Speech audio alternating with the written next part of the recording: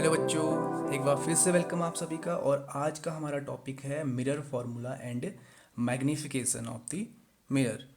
Mirror formula हम discuss करेंगे और मैग्निफिकेशन डिस्कस करेंगे। मिरर फार्मूला जो होता है उसको हमें डिराइव नहीं करना है, हमें सीधे फार्मूला याद करना होता है क्लास 10th में। जब आप हायर क्लास में जाओगे तो उस केस पे आपको मिरर फार्मूला और मैग्निफिकेशन दोनों को ही डिराइव करना पड़ता है कि वो फार्मूला आता कैसे। लेकिन 10th स्टैंडर्ड में इसकी ज़रूरत नहीं है, आपको सिर्फ और सिर्फ फार्मूला याद होना चाहिए।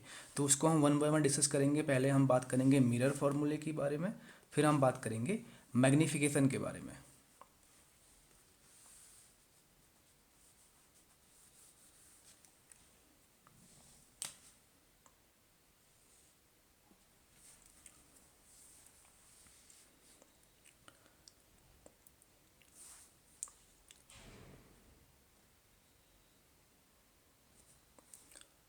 तो सबसे पहले बात करते हैं मिरर फार्मूले की। और मिरर फार्मूला जो होता है वो होता है 1/f=1/v+1/u।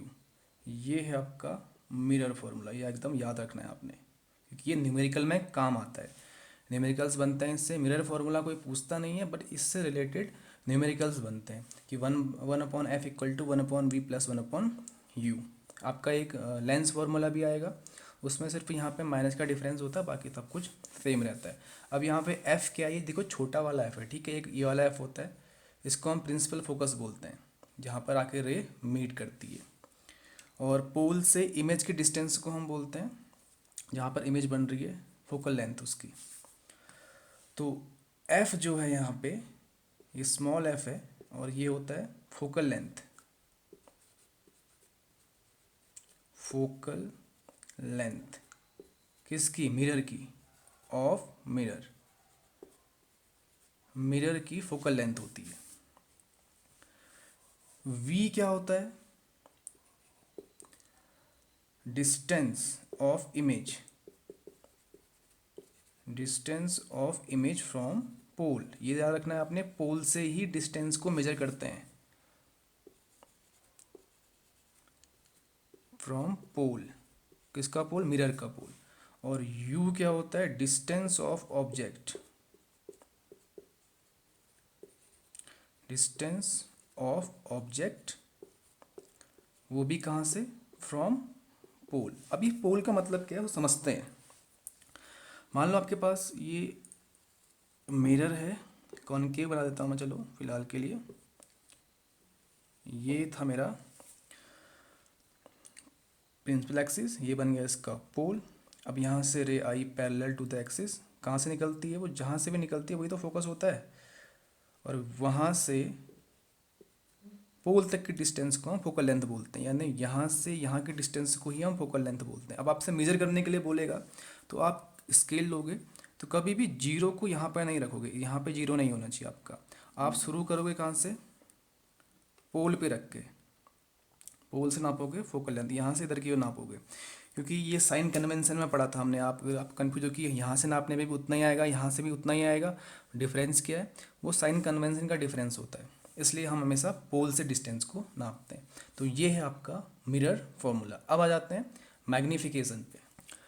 तो अगला टॉपिक हो गया हमारा मैग्नीफिकेशन। इसी को हम लीनियर मैग्नीफिकेशन भी बोलते हैं। और सिंपल वर्ड में अगर मैं समझाना चाहूँ कि मैग्नीफाइड का मतलब क्या होता है? कितना बड़ा ऑब्जेक्ट कितना था और इमेज कितनी बनी। अगर इसको आप मान लो ऑब्जेक्ट बोलते हो और ये इमेज बनती है तो छोटी बन रही है तो कम आएगा मैग्नीफिकेशन, ज़्यादा बन रही है तो ज़्यादा आएगा। यानी इन दोनों कंपेरिजन करेंगे हम, ऑब्जेक्ट का और इमेज का। इसको मैं ऑब्जेक्ट मान लेता हूँ, इसको मैं इमेज मान लेता हूँ।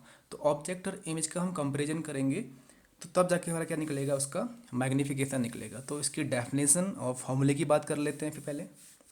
तो जो मैग्नीफिकेशन की डेफिनेशन है वो यही है, magnification is equal to height of image, height बोलो या साइज बोलो, size of image upon height और साइज ऑफ द ऑब्जेक्ट। यानी इमेज और ऑब्जेक्ट के साइज का जो रेशियो होता है वही बोला जाता है मैग्नीफिकेशन। अब जो इसका सिंबल यूज करेंगे हम, तो मैग्नीफिकेशन को हम एम से दिखाते हैं, साइज ऑफ इमेज को हम दिखाते हैं एच डैश से, और साइज ऑफ ऑब्जेक्ट को हम दिखाते हैं एच से। तो मेरा फॉर्मूला बनेगा एच डैश अपॉन एच। ये है आपका पहला formula magnification of the mirror के लिए। और एक फॉर्मूला हमारे पास और बनता है, मैग्नीफिकेशन इज इक्वल टू होता है minus we by u. V और यू क्या चीज़ें होती हैं हम पहले ही डिस्कस कर चुके थे, डिस्टेंस ऑफ द इमेज और डिस्टेंस ऑफ द ऑब्जेक्ट। तो हमारे पास दो फॉर्मूले बन जाते हैं। अब m equal to h dash upon h भी है और m equal to minus we upon u भी है। तो ये और ये आपस में इक्वल हो जाएंगे इन दोनों को अगर यूज करोगे, तो इससे ये दोनों भी क्या होंगे, इक्वल। तो H dash upon H equal to minus we by U. ये तीन फॉर्मूले बनते हैं, M equal to H upon H, M equal to minus we upon U और H dash upon H equal to. इन दोनों को अगर हम आपस में कंपेयर करेंगे, एम इक्वल टू ये भी है, एम इक्वल टू ये भी है, that means these two are equal. तो ये मेरे पास बन जाता है मैग्नीफिकेशन के लिए फॉर्मूला। अब इस मैग्नीफिकेशन का मतलब क्या है, कैसे हम बताएंगे कि इमेज कैसी बन रही है, बड़ी बनी है, छोटी बनी है, उसकी बात कर लेते हैं। अब देखते हैं इस मैग्नीफिकेशन से हम क्या क्या मिलता है। कंडीशन 1, अगर आपका मैग्नीफिकेशन एक से ज़्यादा आता है, मैग्नीफिकेशन इज ग्रेटर देन 1, ऐसा कब होगा, जब ऊपर वाली वैल्यू ज़्यादा होगी, नीचे वाली वैल्यू कम होगी, तभी m की वैल्यू एक से ज़्यादा आएगी। मतलब इमेज बड़ी होगी और ऑब्जेक्ट छोटा होगा, तभी तो m की वैल्यू ज़्यादा आएगी एक से। तो इसका मतलब क्या हुआ है, image is larger than object. इस कंडीशन पे क्या होगा, लार्जर इमेज होगी वो, अगर m इक्वल टू आपका एक से ज़्यादा आता है। ये बात समझ रहे हैं ना आप, अगर ऊपर वाला बड़ा होगा और नीचे वाला छोटा होगा, तभी तो m की वैल्यू एक से ज़्यादा आएगी। अगर ऊपर वाला छोटा नीचे वाला बड़ा होगा तो फिर तो एक से कम आ जाएगी। तो हमारे पास दूसरी कंडीशन में मिल जाती है इसी से, अगर m की वैल्यू एक से कम आ जाए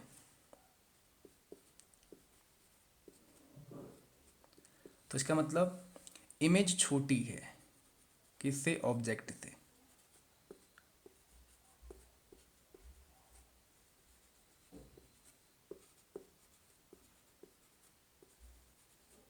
इसको देखकर भी आप कई बार अनुमान लगा सकते हो, जब आपने क्वेश्चन सॉल्व किया, इमेज छोटी बनी है, बड़ी बनी है, वो सब बता दोगे आप।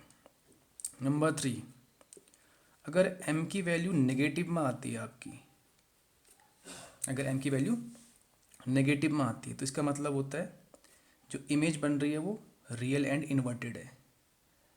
क्या मतलब हुआ इसका, इमेज रियल एंड इन्वर्टेड।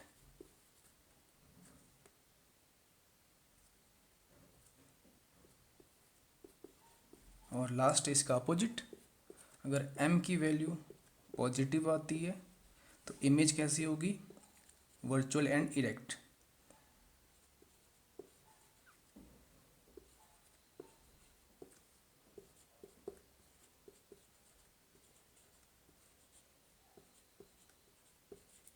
जैसे आपने क्वेश्चन सॉल्व किया, आपका m की वैल्यू आई +2, तो समझ जाना है आपने इमेज ऑब्जेक्ट से बड़ी है, एक से ज़्यादा आ रहा है, और प्लस साइन दिखा रहा है, इमेज कैसी है, वर्चुअल एंड इरेक्ट। तो ये होता है मैग्नीफिकेशन और यही इसका फॉर्मूला है। और उसकी डेफिनेशन जो हमने लिखी थी, वही जो उसका फॉर्मूला वही उसकी डेफिनेशन, यही डेफिनेशन भी है। मैग्नीफिकेशन किसको बोलते हो, the ratio of size of image by the size of object. S dash होता है इमेज का साइज या इमेज की हाइट, और एच होता है ऑब्जेक्ट की हाइट या उसका साइज बोल सकते हो आप। तो इस लेक्चर में हम इतना ही डिस्कस करेंगे।